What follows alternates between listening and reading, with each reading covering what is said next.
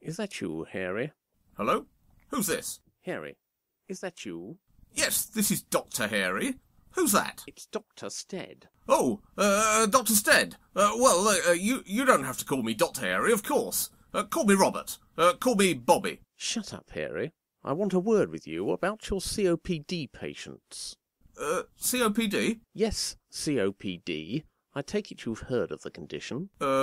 Yes. What is it, then? Well, it's like a sort of asthma, isn't it? Oh, well done, Harry. 10 out of 10. Well, thanks very much, Dr. Stead. It's been very nice talking to you. I haven't finished yet, Harry, you blithering numbskull. Oh. What are you going to do about this chap, Mr. Greenbaum? Mr. Greenbaum? Is he one of mine? Yes, he's one of yours. I don't think I can have seen him very often. No, I don't think so either. He certainly doesn't give the impression that his GP is supervising him properly because he's in and out of hospital like a fiddler's elbow. He's costing us a bloody fortune. Oh, dear. Now, I don't want you to feel that I'm putting you under any pressure, Harry. After all, there's no primary medical trust anymore.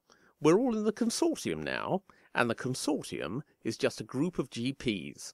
It's not us and them anymore. Nobody is more important than anybody else. Oh, lovely. But if you don't sort this chap Greenbaum out, then I shall come round there and I shall kick you up the arse so hard that my foot will probably come right out through the top of your head. Do I make myself clear, Harry? I'll go visit him today. Yes, well, I think you'd better. Mr. Greenbaum? Mr. Greenbaum? Hello? Hello? Is anyone home?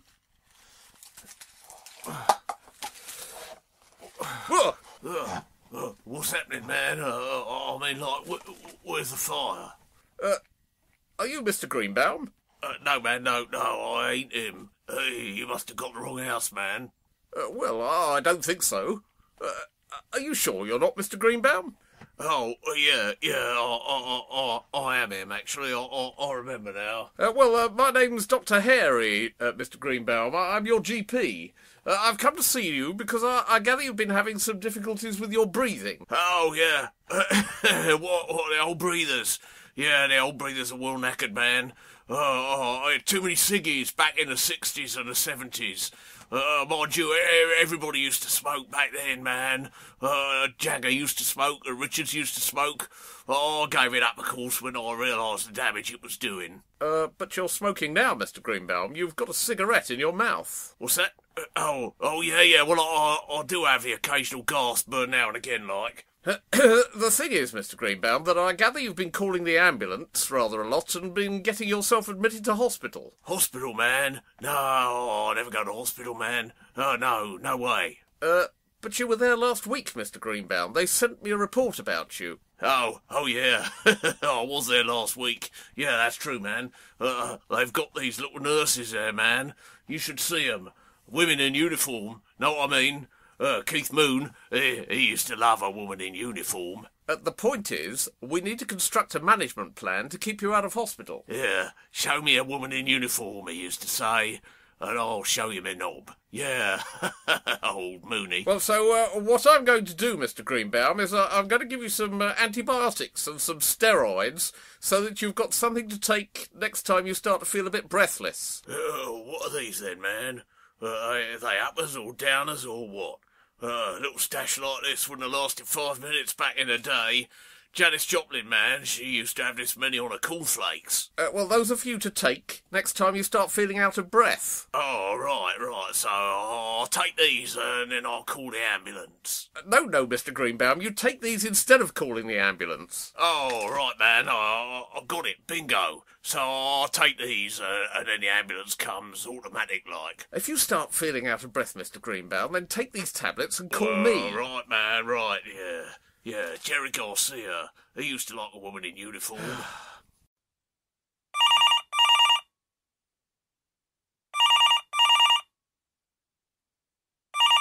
Harry, have you been out to see that chap yet? What? Have you been out to see that COPD chap? You know the one I mean. What's his name? Look, who is this? It's me, Dr. Stead. Oh, Dr. Stead. Hello there. How nice to talk to you. Shut up, Harry. Have you been out to see that chap Greenbaum yet? Yes, I went straight round there after we spoke, and I gave him the antibiotics and the steroids, just as you said. And did you talk to him, Harry? Did you explain to him about the expense involved if he keeps going into hospital all the time? Oh, yes, definitely. I explained all that to him. You can't keep going into hospital like this, I said, because of the expense involved. And he understood you, did he? Oh, definitely. Really? Yes. Then how do you explain the fact that he's been back in hospital again? Oh, has he? Yes, Harry, he has. You see, what amazes me is that I know all about this, and you don't. Don't you ever read your hospital discharge notices? It's been a very busy few days, and very, very busy, and sometimes when it's very, very, very busy, I do just occasionally get a teeny bit behind with the paperwork side of things. Well, I think you'd better go and see him again, Harry, don't you? And have you discussed his preferred place of death with him? Oh, I think it's been early days. It's never too early to discuss the preferred place of death, Harry. But I hate those conversations. The point is, if you can establish that his preferred place of death is at home, then it's a means of persuading him not to keep dashing off into hospital all the time. But what if his preferred place of death is the hospital? Well, then you talk him round. You tell him what it's really like. You tell him how horrible it is. But he seems to like it there. Well, then stop him liking it. And another thing. Kit him out with some telehealth. Telehealth? Yes, you need to get some telehealth in there, ASAP. Oh, right, telehealth, yes, good idea. Yes, I'll sort out some telehealth for him right away. You don't know what telehealth is, do you? Is it some kind of a health programme on the television? Don't you keep up to date with anything at all, man. Telehealth is telephone monitoring. You put an electronic box of tricks in his house, and it takes lots of measurements all the time and sends them to a central agency by telephone. Then if the results look a bit iffy, the agency rings you, and you pop round there and give him some antibiotics. But he's already got antibiotics. Then you pop round there and make sure he's taking them. Pop round there and do something to stop the blighter going back into hospital again. Right. Now, I don't want to give you the impression that I'm bossing you around at all, Harry.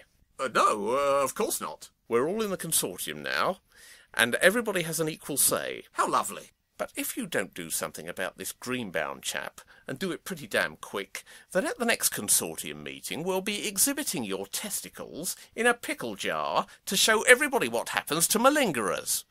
Do I make myself clear? He's got his smouldering reefer in his beard, and he never would have even noticed or anything if Doctor hadn't tapped him on the shoulder, right? He says, excuse me, man, you've got a reefer in your beard. Yes, well, that's really fascinating. Right, he had this piece of cheese once stuck in his beard for like 3 months, man. Yes, Mr. Greenbaum, well, I could almost sit and listen to these anecdotes all day. In fact, I almost feel as if I have. But I really came round here to talk to you about telehealth. Oh, yeah, right, man. Telehealth, yeah. Telehealth, groovy, right on. You don't know what telehealth is, do you, Mr. Greenbaum? Well, is it like some kind of health programme on the television? No, Mr. Greenbaum. Oh, it's nothing like that, of course not. It's this box here, which is the telehealth console, and it plugs into your telephone system. Wow, man, wow, that's space age. That is space age, man. Look at them little green lights. Oh, I bet you could look at those for hours if you were stoned. Yes, well, be that as it may, Mr. Greenbaum, the idea of this system is that it's supposed to act as an early warning. Oh, yeah, right, man, I'll get it. So I'll press one of these buttons, and it calls the ambulance. No, Mr. Greenbaum, the whole point of this system is to try to prevent you from needing to call the ambulance. I can dig it, man. So I'll press one of these, and it sends for one of them ambulance helicopters. No, Mr. Greenbaum, you press this if you want to enter your pulse and your oxygen saturation levels. Me what? Look, you put this thing on your finger. It's called a pulse oximeter. Crazy, man, crazy. Now, can you read what that says? LB. What? Let me see that. No, it doesn't. It says 87. You're reading it upside down. Oh, right. Got it the wrong way up. My bad, man. Well, I can see this is going to work out just fine.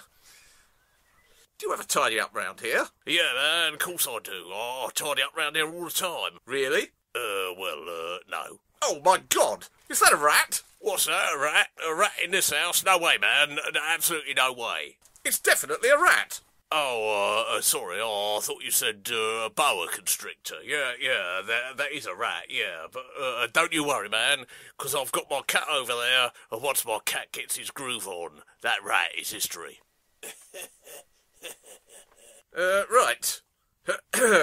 Now, the other thing I need to discuss with you, Mr. Greenbaum, is your preferred place of death. What? Jesus, man. Now, it's nothing to be alarmed about. Oh, Jesus, man. Oh, I never thought it was terminal. No, Mr. Greenbaum, that's not what it means at all. Don't fear the Reaper, man. Oh, this is how Looker went. Jesus Christ. Oh, I mean, I never thought I'd go before Richards. This is simply a routine conversation that we like to have with all of our patients who have got certain conditions. Get me to Glastonbury, man. That's my preferred place of death, that is. Yeah, put me down for Glastonbury, man. Like, bury me under the pyramid stage. A Santana playing this year. I'd like to go out when he hits that long note, you know, in Black Magic Woman. Yeah. It's the telehealth people on the phone for you, Dr. Airy, about Mr. Greenbaum. Oh, bloody hell. I knew this was going to happen. It's exactly what always happens with these stupid services where people say they're going to help you take care of your patients. They don't do anything to help at all. They just keep interfering and requesting extra visits all the time. It just makes loads of extra work. Yes, Dr. Airy. They're going to say he's got difficulties with his breathing and he needs a visit.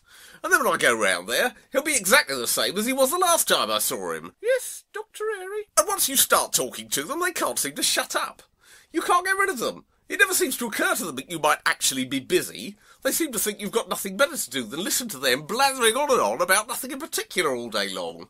They just go on and on and on, and on and on and on, and on and on and on, until it drives you bonkers. Oh, yes, Dr. Airy. Oh, go on then, give me the phone.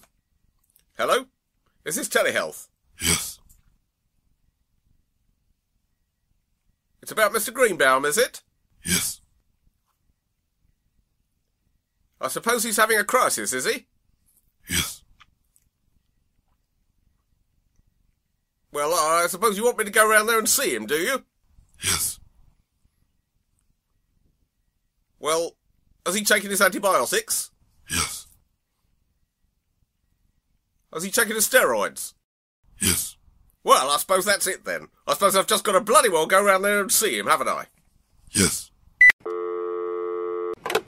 There you are, Tina. What did I tell you? Couldn't get him off the phone. Well, Mr. Greenbaum, I'm afraid you've really got quite a nasty chest infection this time. I know we've been talking about trying to keep you out of hospital, but on this occasion I think it's really going to be the best place for you. No way, man. No way. I ain't going. What? I don't want to go. But you always go to hospital. You love going to hospital. I changed my ways, man. I've got a different point of view. Let me tell you about it. See, when I get breathless, and I'll get a bad chest, I want to go to the place that's the best. Don't want to go to the hospital no more. I'm going up to the clinic that's on the Silver Shore.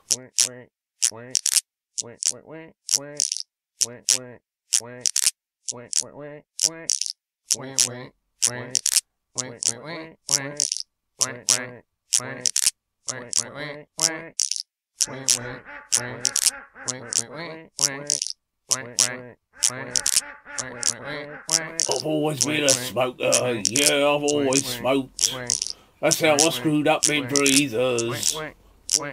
I can't give up, and I won't even try, 'cause I can smoke all I like in that clinic in the sky. Going up to the clinic in the sky, hitching a ride in a chariot that can fly. I'm gonna clear all my troubles off my chest, 'cause I'm going to the place that's the best.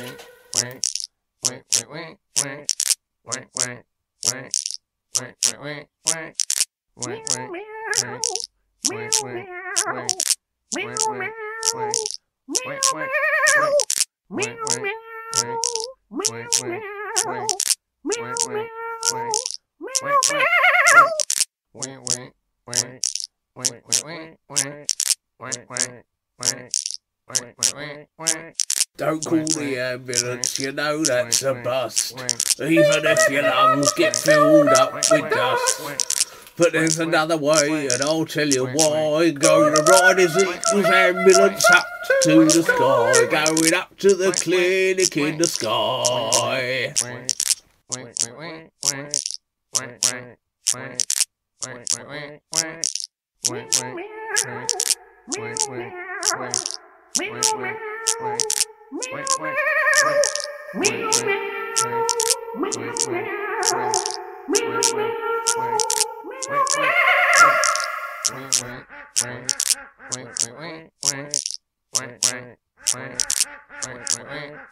Well, I never expected that.